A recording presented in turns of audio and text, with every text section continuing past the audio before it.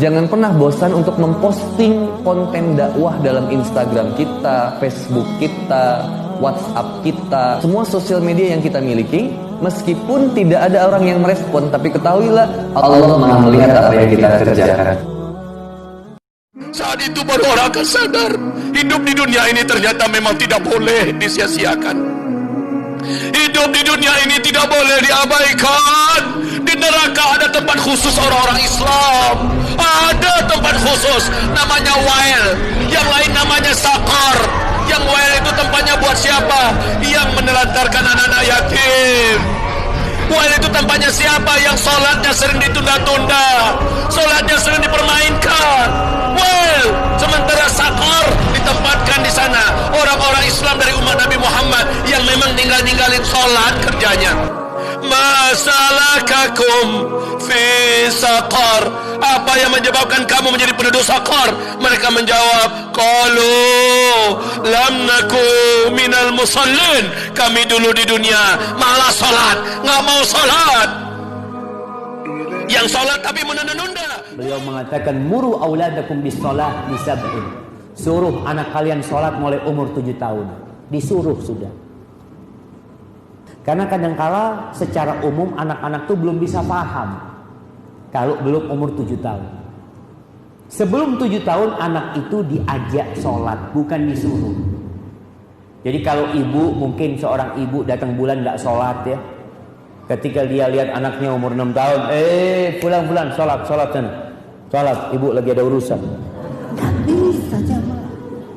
Itu anak masih diajak, belum disuruh. Tapi 7 tahun sudah bisa disuruh. Nah, ayo nak, sholat, ambil wudhu, ayo sholat di sini, umi mau ngelihat. Dan anak kecil kalau sholat jangan ditinggal. Ini kesalahan orang tua. Anaknya disuruh sholat, tapi ibunya kemana tidak diperhatikan anaknya. Istighfar adalah satu amalan yang punya athar, punya efek yang luar biasa dalam hati dan merubah karakter manusia. Ketika orang itu beristighfar, maka hubungannya dengan Allah, orang itu akan mengingat bagaimana karunia Allah, bagaimana kasih sayang Allah, hingga dia beristighfar. Dan dia pun juga di dalam dirinya dia mengingat betapa banyak dosa yang telah dia lakukan, kemudian bagaimana dia mempertanggungjawabkan dosa-dosa itu. Kalau seorang suami rajin beristighfar, maka dia akan sering minta maaf kepada istrinya. Seorang istri rajin beristighfar akan sering minta maaf kepada suaminya. Anak rajin beristighfar akan sering meminta maaf kepada orang tuanya. Manusia sering beristighfar, maka dia akan sering meminta maaf kepada apa yang ada di sekelilingnya, karena dia menyadari dirinya adalah tempatnya salah dan juga tempatnya. Jangan saling menggibah di antara kalian. Menggibah, membicarakan aib orang, walaupun itu benar. Karena kalau itu tidak benar namanya fitnah, bukan gibah, dan fitnah lebih parah daripada gibah. Lalu Allah menjelaskan, ayuhibbu ahadukum an ya'kula lahma akhihi maitan fakarihtumuh. Apakah kalian senang memakan bangkai saudara kalian yang kalian benci tersebut? Hadirin yang dirahmati oleh Allah, pada saat kita menggibahi saudara kita atau tetangga kita atau teman kita, maka pada saat itu kita memakan bangkai saudara kita. Tahukah kita bahwa makan bangkai dalam ayat ini bukan analogi semata-mata. Dalam riwayat Abdullah bin Abbas, orang yang suka menggibah dihadirkan oleh Allah Subhanahu wa taala pada hari kiamat kelak. Lalu Allah suguhkan daging bangkai manusia untuk dia lahap dan dia habiskan pada saat itu. Duhai Allah, kami bermohon kepadamu, jika di Jumat ini ada satu di antara kami datang membawa lumuran dosa, maka mohon kepadamu ya Allah, sentuh hatinya ya Allah, sentuh jiwanya. Jangan sampai ia meninggalkan ya Allah masjid ini kecuali Engkau telah ampuni segala dosa-dosanya. Allahumma wala hamman illa farajtah. Jika ada yang datang ke Jumat ini membawa kegelisahan, maka mohon ya Allah, jangan biarkan ia meninggalkan masjid ini kecuali Engkau telah tenangkan keadaan jiwanya. Allahumma ya Allah wala asiran illa yassartah. Jika ada yang datang ke Jumat ini membawa kesulitan dalam hidupnya, di rumah tangganya, pekerjaannya, kehidupan sosialnya, maka mohon ya Allah, jangan biarkan ia meninggalkan Jumat ini kecuali Engkau telah mudahkan segala urusan kehidupannya. Duhai Allah, mohon robah keadaan kami, perbaiki keadaan kami ya Allah, pada keadaan yang lebih mendekatkan diri kami kepadamu.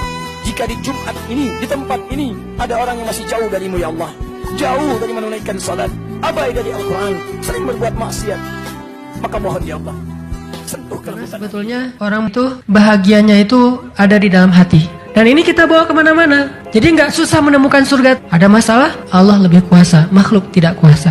Ada masalah, kita bilang Allah maha besar, masalah saya kecil dibandingkan Allah. Kita kan dipelihara Allah, terus ngapain kita khawatir? Kalau gitu nggak usah ikhtiar, Ustaz, ikhtiar. Tapi jangan libatkan hati. Ikhtiar itu pakai tangan, pakai kaki, pakai tenaga fisik.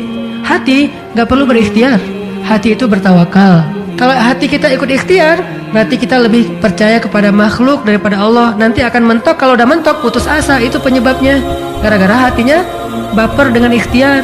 Sedangkan kalau hati kita nggak ikhtiar, dia cuma tawakal, jalan tertutup, dia masih bilang ala kulli syai'in qadir. Segala sesuatu Allah maha bisa, nggak mungkin nggak bisa. Makanya jangan ikhtiar pakai hati, ikhtiar pakai tenaga. Hati tawakal babnya. Sehingga tawakal itu amal hati, ikhtiar itu amal. Memiliki bodyguard. Mungkin banyak yang menjawab tidak, entah karena faktor ekonomi atau pertimbangan lain. Tahukah Anda betapa luasnya rahmat Allah sehingga kita semua berkesempatan untuk memiliki bodyguard yang tak kasat mata, namun mampu membuat gentar musuh abadi kita, yaitu syaitan. Rasulullah SAW bersabda, barang siapa yang ketika keluar rumah membaca Bismillahi tawakkaltu ala Allah wala hawla wala quwwata illa billah, maka malaikat akan berkata kepadanya, kamu telah diberi petunjuk, dicukupkan, dan dijaga dari keburukan. Maka setan pun tak bisa mendekatinya, dan setan yang lain berkata kepada temannya, bagaimana mungkin kamu bisa mencelakakan seseorang yang telah diberi petunjuk, dicukupkan, dan dijaga oleh Allah Ta'ala. Semoga Allah berikan kemudahan bagi kita untuk senantiasa melafalkannya setiap keluar dari rumah, sehingga kita memiliki bodyguard untuk menahan segala tipu daya syaitan semenjak kaki. Karena anaklah kita orang tua, peras keringat banting tulang, pergi pagi pulang sore cari nafkah. Karena anaklah kita orang tua, kepala jadi kaki, kaki jadi kepala. Asal mereka bisa menikmati hari depan yang lebih baik dari yang kita nikmati sekarang ini. Tapi berapa banyak juga orang-orang tua yang tidak sadar akan amanah berupa anak ini.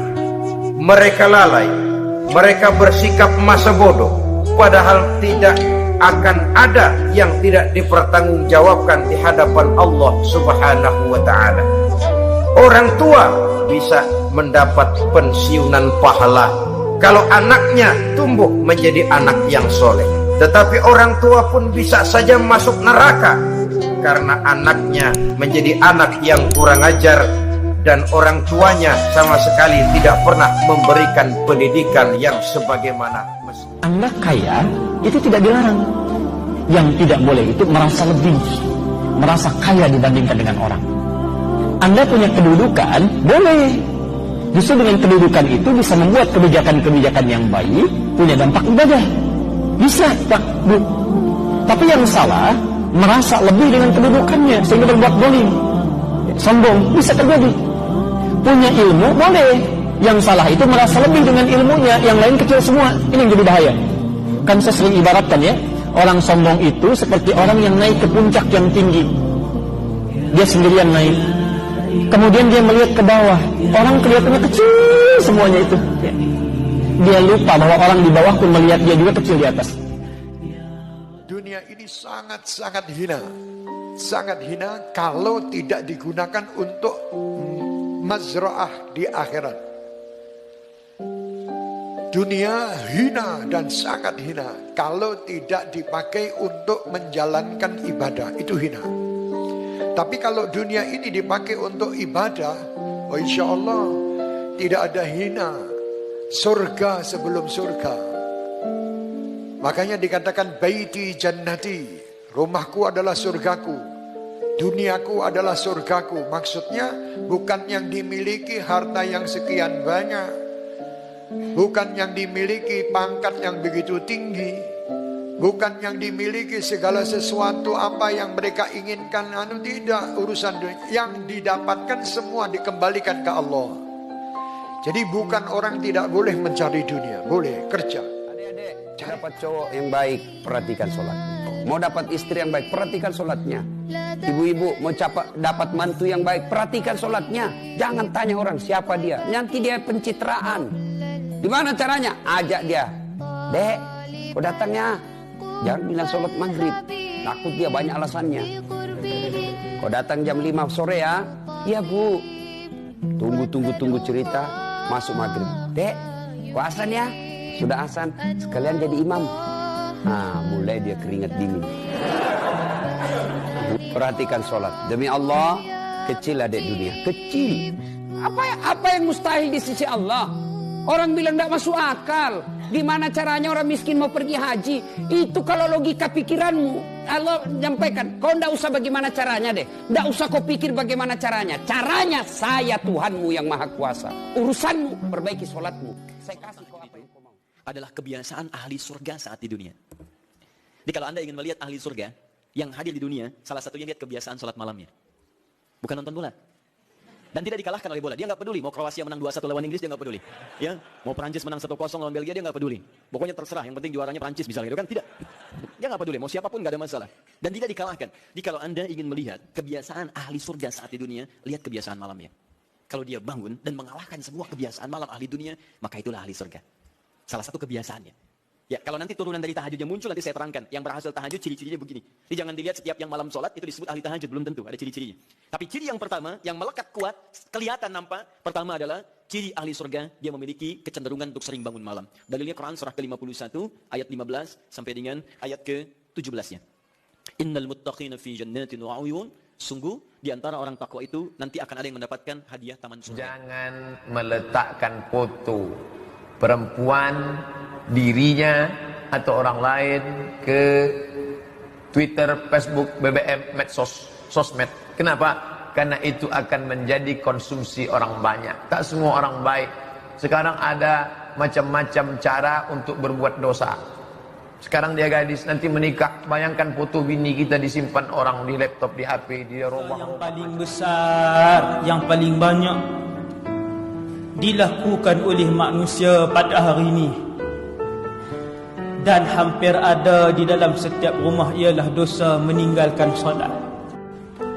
Nabi kata pemisah di antara Islam dan kufur ialah solat. Pemisah di antara Islam dan kufur ialah meninggalkan solat.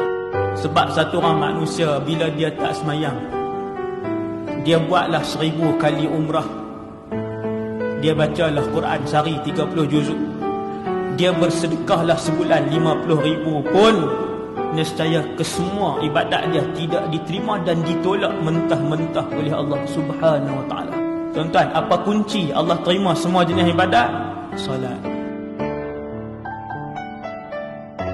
Kalau kau punya ibu, sesungguhnya Allah berikan engkau tiket menuju surga. Kenyangkan ibumu, belikan baju terbaik, senangkan ibumu, buat ibumu seperti raja, maka rezekimu akan seperti rezeki raja-raja. Bukan hadis Nabi. Muliakan ibu, senangkan hati ibu. Ada makanan sedikit antar bagi dua. Mak, aku tak bisa beli banyak, aku bagi dua. Tidak tertebus kau gendong ibumu dari Bandung ke Makkah, dari Makkah balik lagi ke Bandung, belum tentu menembus sekali teriakannya saat dia melahirkan engkau. Berapa kali dia tidak tahajud karena kau menangis di tengah malam. Berapa kali dia tidak sholat duha karena kau kencing di kainnya. Ingat, ada dosa. Kalau kau minum khamar, mungkin di dunia kau senang, di akhirat baru dapat balasannya. Kalau kau berzina, mungkin di dunia kau senang, nanti balasannya. Tapi ada dosa, kalau kau lakukan, di dunia kau dapat, di akhirat kau dapat juga. Apa dia? Durhaka kepada orang tua. Jangan sampai durhaka. Kau jaga ibumu, kau jaga